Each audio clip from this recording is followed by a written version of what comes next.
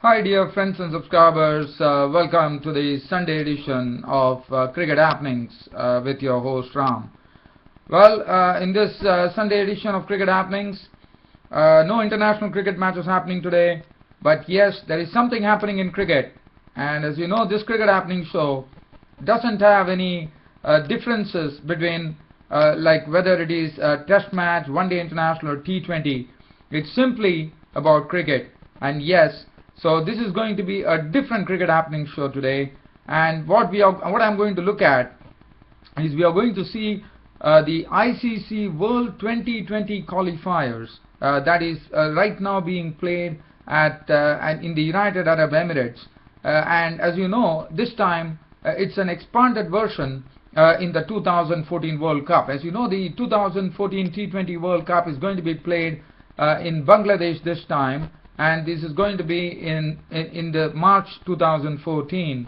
Now, there is, as far as the main significance of this ICC World 2020 qualifier, which is now being played at United Arab Emirates, is to really this is a competition which will decide, because this time, as you know, there are top 6 sides in the tournament will qualify for the ICC World 2020 2014. So every country which is actually playing, now if you look at the teams, there are 16 teams playing in this ICC World 2020 qualifier in Dubai, in United Arab Emirates.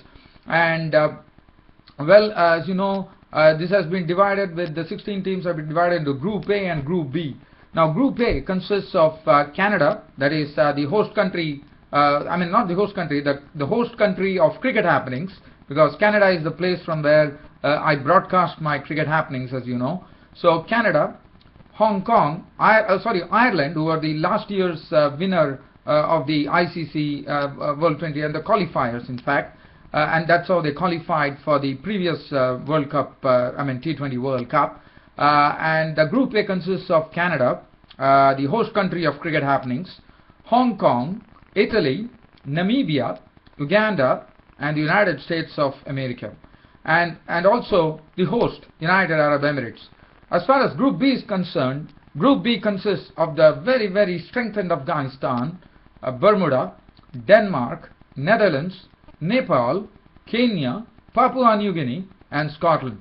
So the top 6 sides, so there are going to be 6 places up for grabs as far as the ICC World 2020 qualifier is concerned, because that will decide which of the 6 teams will actually go to Bangladesh to qualify, go and play. Probably there are going to be some teams that we all know about. Ireland, we all know about Scotland, we know Canada has played, but I am looking out for some surprise coming here, probably some new team coming and probably getting on to the joining the bandwagon to come and play for the first time in World Cup 2014, because I'm a sincere believer, as far as cricket is concerned, that cricket should be promoted in all parts of the globe. Each and every country in this world should play cricket, and that's what my precise aim is. So I want to spread cricket all around. So that's the precise reason today it gives me an opportunity to talk about this particular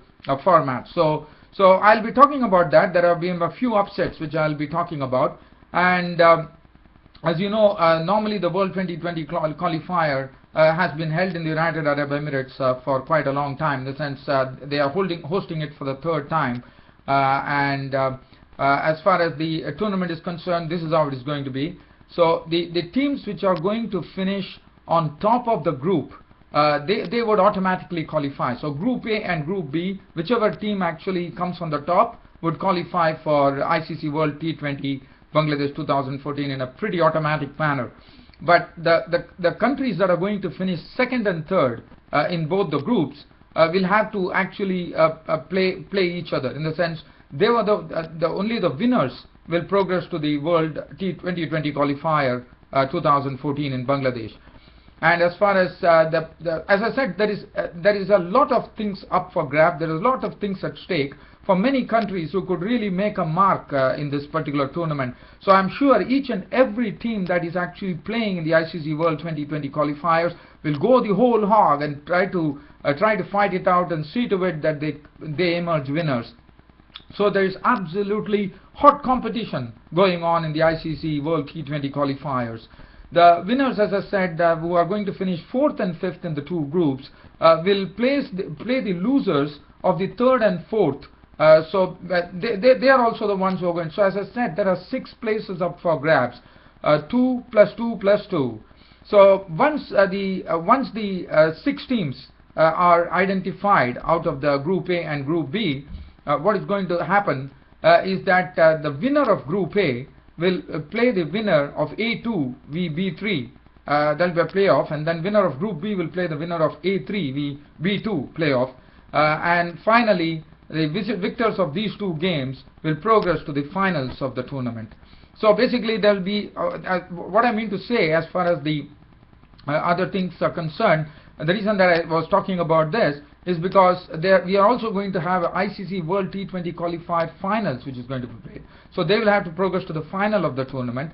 The losers of the semi-finals will play each other, while the final 2 qualifying sides will play the 5th and 6th playoff.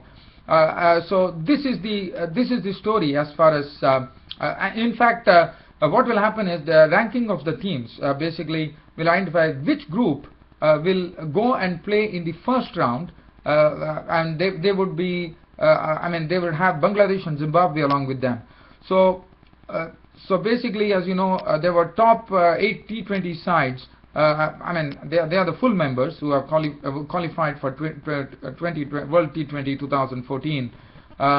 So basically what we are going to see a different format. This is the first time that, as I said, a lot of countries are competing in it, and we have intense competition. So let's go and see what happened. In the sense, the matches, as you know, have already been played, but I've not been getting time to really dwell on that. So I would like to speak about a few games. Now, Papua New Guinea, I'm only going to talk about those games which really created upsets. Now, Netherlands, as you know, they are such a wonderful unit. They have played a lot of T20, and it was a real surprise because Papua New Guinea has been doing well. In fact, they not only that, as you know, Papua New Guinea have beaten 2 teams in this particular format. They are in Group B, and first they beat the Netherlands. That was, according to me, a major upset here, because Papua New Guinea upsetting Netherlands apple cart by the match that they won. That was Papua New Guinea making 193 for 3, and Netherlands were restricted to 141 for 9. The Papua New Guinea team winning the match by 52 runs.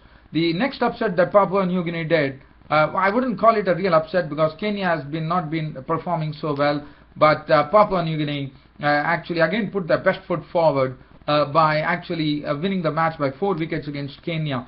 So now that really shows, because 2 matches have been played, and the 2 matches Papua New Guinea has really showed that what material they are really comprised of, and they have already upset. But today, they couldn't do it, Afghanistan. In fact, if you look at it, I'm just talking about Papua New Guinea. Today there was a match which was played in Group B between Afghanistan and Papua New Guinea, and Papua New Guinea made 167 for 6 of their 20 overs.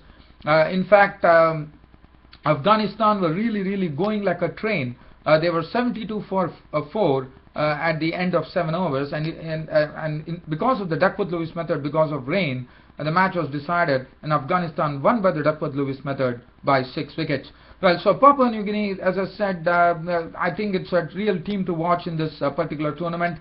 They have been doing a wonderful job. So that is one thing that I wanted to talk about. Now, the other thing that I would like to talk about, as I said, I'm not going to talk about the predictable things. I'm only going to be talking about things which really grabs the attention of the person. The other match was Namibia beating the United States of America in the 17th match in Group A, and Namibia actually beat the United States by 35 runs. So that is one thing. So Nepal has been doing a wonderful job. In fact, Nepal beat Kenya by 6 wickets, and there was one upset which I'll talk about because Italy went on in Group A, went on to upset United States of America at Abu Dhabi. So that was something pretty surprising. Italy winning the match by 6 wickets. So that was a very good victory. And then we had a close game between the United Arab Emirates and Ireland at Abu Dhabi, where Ireland won the match by 5 runs. And then there was Uganda this time, Uganda, I do remember that they were looking a very strong unit the last time that they were playing the qualifiers, but this time I don't think they really pose lots of problems, as Hong Kong had a comfortable win over Uganda the other day. As far as Nepal, well, they have been having victories. They have not lost a single match. They have been winning, but well, the host team Canada lost to the United States of America by 5 wickets. So that was a bit of a, US and Canada is always a real tough affair, as you know. Bermuda, in fact, upset the apple cart of Scotland by 17 runs. So that was a nice match. As you know, Bermuda, they initially played, I'm sure they played in one of the T20 World Cups, and then after that there was not much to be known or seen about Bermuda, but this was a game that they would remember, because what they did is they upset Scotland by winning the match by 18 runs. And after that, Bermuda also got one more win. That was against Denmark, so that is not much to really look into. But as I said, this particular tournament is looking well set, according to me, and I'm trying to see whether there's any other any other fixtures that I can give you. Well, I don't have any other updates right now as far as the ICC T20 World Cup qualifiers are concerned. Today there were 2 games which were played, but they were all comfortable victories. Namibia actually beating US. So United States are finding it pretty tough. In fact, Namibia beating USA by 35 runs, and Ireland beating the United Arab Emirates. As I said, it was a close game by 5 runs. So one thing that I would like to say here, as far as this particular tournament is concerned, in my opinion, if I really look at this ICC T20 qualifier, we all know Netherlands and Scotland are pretty strong, no doubt about it. But looking at the other teams, one gets the feeling that my feeling is that United Arab Emirates would be one team to watch, and I think Nepal would be the other team to watch. Now the other teams, my feeling is that in this ICC World T20 Qualifier 2020, of what I have seen and what I have been following this cricket all about, I would really put my money on United Arab Emirates, who are a very, very vastly improved team with lots of expatriates in the team, Indian, Pakistan, and other Sri Lankan expatriates in the team. But as far as the other team is concerned, that is, we are talking about Nepal. Nepal have come a great deal. In fact, they have come a long way, and they have won a lot of matches too. So Nepal and United Arab Emirates, according to me this time, are some teams that you have to closely watch, because I feel that they stand a good chance of this time. Even though we fear one, if you look at it, you feel that it would be Netherlands, Scotland, Afghanistan for sure, and then probably it would be United Arab Emirates, it would be Nepal, and probably any of the other teams. Now, looking at the other teams, this is just a sort of something I'm just doing a wild prediction here. And as far as the dark horses are concerned, in my opinion, I would actually put the dark horse as the Papua New Guinea, who have been doing a wonderful run right now. They just lost one match, but other than that, they have been doing fine. I'm going by the performances that are really, really happening right now. So, this is just my prediction on this Cricket Happening show. So, I'm looking at Netherlands, 6 teams to qualify for the World Cup 2014, in my opinion, in T20 World Cup 2014 in Bangladesh in the month of March, should be, this is my pick of the 6 teams that will be qualifying. One should be Netherlands. It could be, sorry, I forgot about Ireland. Ireland have already actually booked their place.